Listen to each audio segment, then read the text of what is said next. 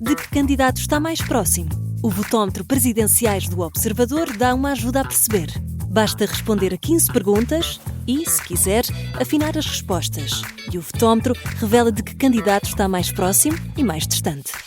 O votómetro Presidenciais está disponível em observador.pt e tem o apoio da Toyota.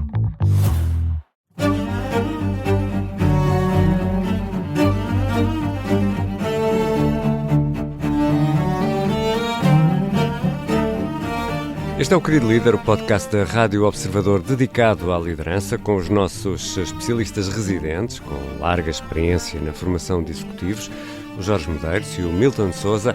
Esta semana vamos falar sobre uma questão que poderá causar aqui alguma polémica. Será que existe um estilo ou uma liderança feminina?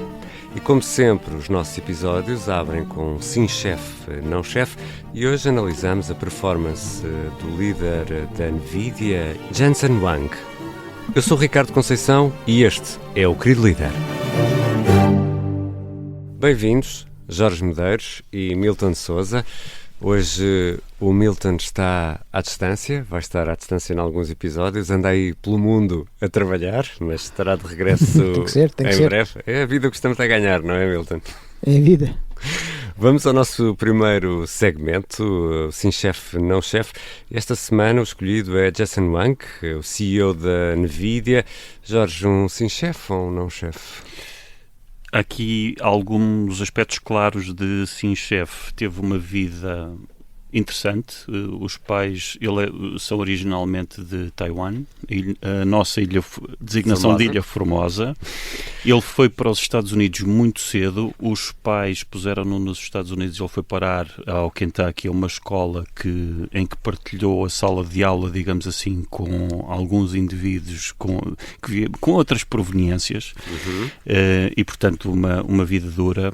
Sim, chefe, porque continua a ser, ao fim de mais coisa, menos coisa, 30 anos, estar à frente dos destinos da empresa, com uma humildade muito grande, à beira da falência mais do que uma vez, e uma pessoa que diz que é melhor habituarem-se, e diz isto de uma forma construtiva, a propósito, é melhor habituarem-se à dor e ao sofrimento. E, portanto, é muito exigente, uma pessoa muito exigente, ao mesmo tempo que é muito exigente, fez-me lembrar também o Ray Dalio, de que já falámos aqui, e ele tem 60 reportes diretos, mais coisa, menos coisa, o que parece uma coisa absurda para quem está habituado a funções de liderança. Só para dar uma perspectiva, a NVIDIA tem pouco mais de 30 mil empregados, o Mark Zuckerberg da Meta tem 75 mil e a crescer, e não chega a 30 reportes diretos, e o Jamie Dimon, obviamente, num contexto completamente diferente, o CEO da JP Morgan Chase, que tem mais de 300 mil colaboradores, tem uma dúzia de reportes diretos. Portanto, isto pode parecer um excesso de controlo, ou alguém que quer estar muito por cima de todos os acontecimentos. Não é o caso. Ele fez esta opção para limitar os silos, os pequenos poderes, e para maximizar desta forma transparente a informação à medida que ela vai chegando e partilhando com todos, porque a ideia dele é mesmo, quanto maior for a velocidade em que todos estamos em sintonia a trabalhar sobre as informações mais atuais, melhor conseguiremos dar respostas. Portanto, em todos estes aspectos parece-me um claro sim, chefe. Milton. Muito bem, não, eu acho que concordo com as observações que o Jorge já partilhou. Ele, em grande medida, é obviamente um sim chefe, é CEO da empresa mais valiosa do mundo, vale mais de 4 trilhões de dólares americanos, e, portanto,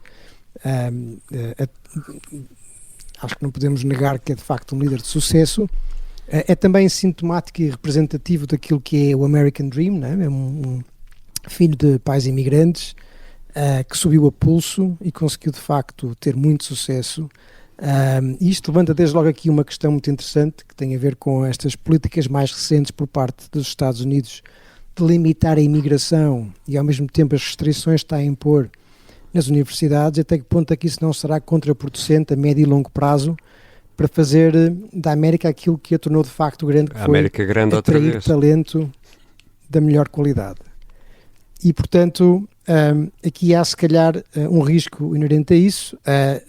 Ele é um caso também interessante representativo do que é ter sorte na liderança, porque, de alguma forma, o sucesso mais recente que ele tem na área da inteligência artificial é um bocadinho coincidência, porque os processadores que ele desenvolveu inicialmente são processadores gráficos feitos para aproveitar a indústria dos jogos, de gaming, e os engenheiros na área da IA verificaram que estes processadores davam jeito para treinar os algoritmos, e ele aproveitou bem essa oportunidade e fez a empresa crescer ainda muito mais do que já era, e portanto um caso de sucesso escolar também a esse nível. E portanto, nesse sentido, um SimChef, ao nível daquilo que é uma cultura de trabalho por vezes, não sei se será tóxica, mas que provoca muito stress, muita ansiedade, há casos de algum nepotismo também, porque a filha e o filho também trabalham lá e ganham bem, e portanto nesse sentido alguns sinais que podem ser um pouco preocupantes, mas é um típico achievement-oriented leader, com toda a pressão que gosta de colocar, e portanto nesse aspecto a questão pode-se colocar ao ponto da sustentabilidade da cultura a médio e longo prazo. Mas até ver, seguramente um SimChef.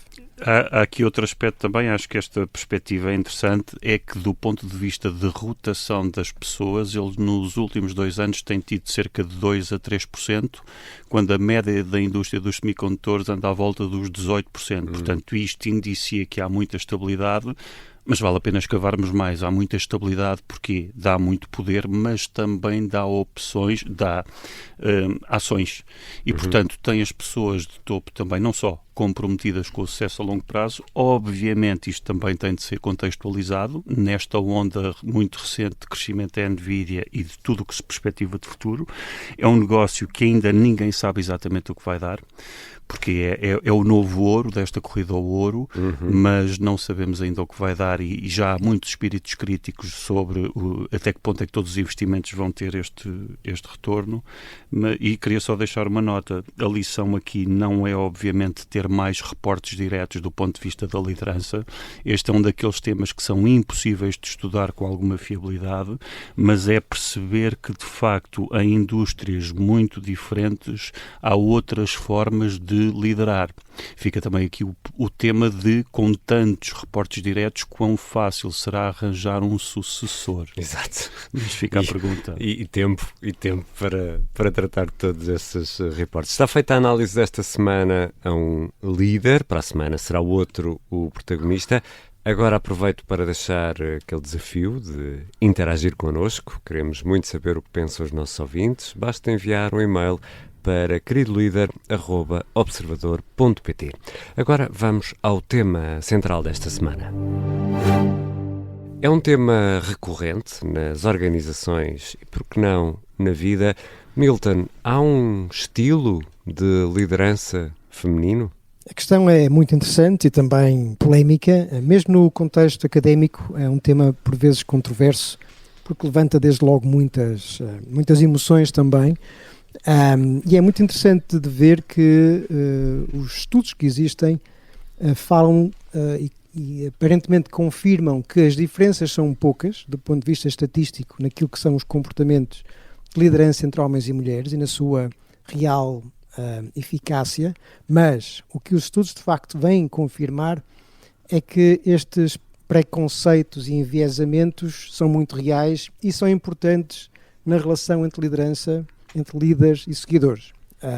E, portanto, mais do que mostrar que há uma diferença de estilos, o que mostra é que ser homem ou ser mulher tem impacto naquilo que é a percepção que as pessoas têm da eficácia do líder. E há um estudo muito interessante numa área que é muito próxima da minha, que tem a ver com a liderança servidora, como algumas das pessoas vão sabendo, e que nos mostrou que não há diferença objetiva entre líderes servidores, homens ou mulheres, em termos dos seus comportamentos. Ambos são igualmente capazes de o fazer, mas que a capacidade de induzir comportamentos de serviço nas equipas é um pouco mais forte por parte das mulheres do que da parte dos homens, embora estatisticamente, mais uma vez, não seja uma grande diferença, mas um pouco mais, ou seja, a capacidade, pela percepção que existe, que à partida será uma pessoa mais capaz de o fazer, por ter mais compaixão e empatia, tem um efeito de alguma forma maior nessa replicação desses comportamentos, e também muito interessante, junto de líderes servidores homens e líderes servidores mulheres, o que há é uma espécie de um bónus. Ou seja, se o líder for tendencialmente mais servidor, as pessoas dão-lhe um bónus por mostrar compaixão. Se o líder servidor for mulher, as pessoas dão-lhe um bónus por demonstrar agência ou iniciativa. E, portanto, mais uma vez, isto mostra que, se calhar, a diferença não é tanto ao nível da capacidade de se comportar de determinada forma, as diferenças podem vir da percepção que as pessoas têm do papel que a pessoa tem que desempenhar enquanto líder no seu contexto e a reação que elas vão ter. Jorge. É de facto um tema polémico. Estes estudos são, vou trazer aqui o tema outra vez, são muito difíceis de retirar daqui a relação de causa e efeito. Portanto, isto são essencialmente estudos correlacionais, não podemos tirar conclusões. Mas já que estamos em estudos correlacionais, vou também falar aqui de um estudo, porque isto tudo se estuda. Fazer papers, podemos fazer papers sobre tudo e mais alguma coisa, não é?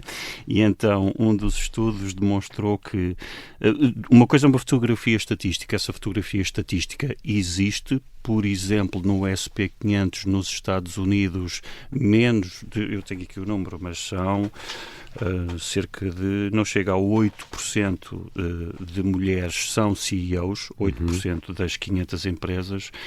Não há assim grande diferença, enfim, do ponto de vista de países ocidentalizados. Há diferença também, há países europeus onde este número é maior, mas não significativamente maior em alguns deles, e tentou-se estabelecer relações como: será que a presença das mulheres nos boards faz a empresa ter mais lucro? Não, os resultados financeiros, não há evidência, mas a ausência de correlação, por outro lado, é uma coisa menos intuitiva, também não implica a ausência de causalidade. Isto é das coisas menos intuitivas. Portanto, é muito difícil de saber. O Milton faz muito bem esta referência aqui às senhoras, e aos homens e às mulheres, e há tipicamente um questionário que tem alguma validação e que surgiu de uma ferramenta que tem mais de 20 anos, que é um Implicit Association Test, que é nós tentarmos ver em tempo real quais são as reações espontâneas quando somos confrontados, por exemplo, num computador, com uma imagem, e a imagem é essa a que temos de associar a alguns adjetivos. E, portanto, os investigadores o que fazem é vão baralhando as coisas para ver a velocidade do tempo de resposta. Se o tempo de resposta for diferente, pode indiciar que há aqui algum viés. Não podemos afirmar que há viés. Pode ser, por exemplo, uma coisa tão simples como o efeito de familiaridade. Se eu estou mais familiarizado a lidar com homens, se puserem uma mulher, eu posso tardar mais a responder, não tendo em viés. Portanto, há aqui uma série de cuidados a ter, mas este questionário procura ver essencialmente duas diferenças que o Milton referiu, que é uma liderança que é mais comunitária, e acho que a palavra é autoexplicativa, ou uma liderança em que o líder é mais agente, mais mobilizador, em que inicia. E, portanto, não há aqui, a ideia é mais ver qual é o tipo de um ou de outro, e há alguns estudos que mostram que, curiosamente, o Milton falou na liderança servidora, há alguma correlação entre, no estilo de liderança feminino, em alguns casos pode ser mais transformacional, ou seja, um foco mais personalizado na pessoa, mais focado no crescimento pessoal, mas em simultâneo, mais do que os homens, mas em simultâneo também utilizam mais contingent reward, ou seja, esta recompensa pendurada num determinado objetivo. E aqui já não estaríamos a falar de liderança transformacional, estaríamos a falar de liderança transacional. Ou seja, é de facto um tema complexo. Por um lado são mais transformacionais, mas também são mais eficazes a utilizar a ferramenta do transacional. Relembramos os ouvintes, isto são tudo estudos correlacionais, cuidado. Milton, então há aqui um fator extremamente importante, é a forma como nós, e olhando para a nossa realidade, também olhamos para isto. E nesta altura, em Portugal, do conhecimento que tu tens, do tecido empresarial, as mulheres ainda têm que pedalar mais do que os homens para provar que são melhores ou iguais? Eu não consigo dar dados concretos empíricos que possam mostrar isso cabalmente, mas seguramente que é um efeito importante a ter em conta e, portanto, não deixa de ser verdade que as pessoas têm as suas percepções e, em função do contexto específico, por exemplo, estamos a falar de uma empresa numa indústria pesada versus uma empresa criativa, versus uma empresa de serviço, versus uma empresa na área da educação. As pessoas vão ter determinadas expectativas e imagens daquilo que é a liderança, e isso pode condicionar o sucesso que um homem ou uma mulher podem ter nessa função. E, portanto, eu julgo que é muito importante ter isso em conta para que quem for escolhido enquanto líder possa ser devidamente apoiado para poder ter sucesso na sua função. Não porque ser homem ou mulher é em si só uma vantagem ou uma desvantagem, mas porque as percepções vão ter impacto depois no seu sucesso no dia-a-dia, na realidade. Jorge, portanto, esses aspectos têm que ser tomados em conta, e infelizmente ainda não temos um número suficiente de mulheres em cargos de direção e de topo, muitas vezes não por intenção, quero crer, mas pelas próprias características do sistema e do histórico que temos, e é um trabalho que vai demorar o seu tempo. Já temos muito pouco tempo, mas até que ponto é que esta percepção que o mundo tem, nomeadamente estou a falar da sociedade portuguesa, felizmente hoje já não é o que era, mas até que ponto é que isto pode condicionar a atuação do líder ou da líder, neste caso, achar que tem de provar mais? Aqui eu vou pegar noutra coisa. Neste momento, por exemplo, nos Estados Unidos, os dados indicam que a maioria dos doutoramentos já é de mulheres, a maioria dos mestrados já é de mulheres, e, portanto, há um desfazamento entre a capacidade das mulheres e, de facto, a forma como isso se traduz nas posições de liderança. Portanto, não é, obviamente, por falta de capacidade. Outro dos temas de que se falava era as mulheres eventualmente seguirem o mommy track, não é? A via da mãezinha. Portanto, eu quero ter atenção, quando eu digo mãezinha aqui com o diminutivo, é precisamente porque o mommy track, infelizmente, tinha essa conotação pejorativa, e, portanto, as mulheres que optam por não ascender ou não se candidatar a cargos de liderança para seguir Agora, do ponto de vista de compromisso, não há diferenças tanto quanto se consegue ver.